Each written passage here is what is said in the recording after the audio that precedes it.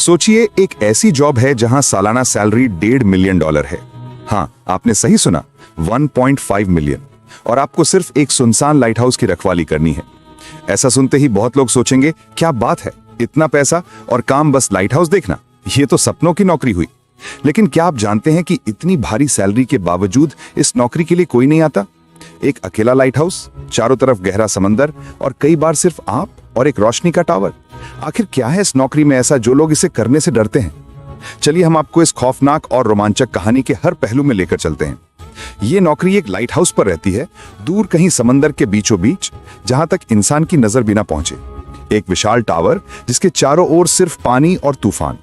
आपकी जिम्मेदारी है बस इस टावर की रोशनी जलाए रखना, ताकि आसपास से गुजरने वाले जहाज सुरक्षित रह सकें।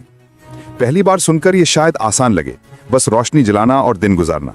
लेकिन क्या आप अंदाजा लगा सकते हैं कि अकेलेपन का ये एहसास कैसा होता है?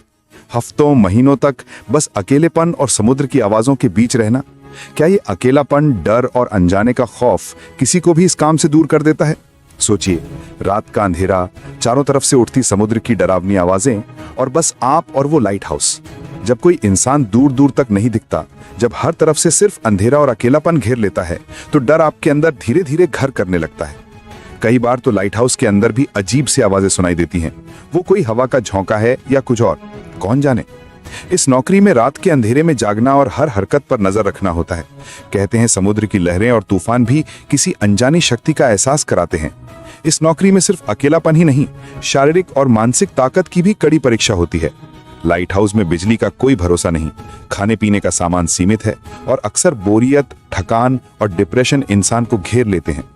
आप सोचिए, एक तूफानी रात में बिजली चली जाए तो आपको उस अंधेरे में अकेले ही काम करना होगा, हर चीज खुद संभाल होगी। ये नौकरी एक रोमांच से ज्यादा एक जंग है, अकेलेपन से, खतरों से और खुद से। कई लोग कहते हैं कि इस नौकरी में कुछ समय बिताने के बाद मानसिक संतुलन बनाना बेहद मुश्किल हो जाता है।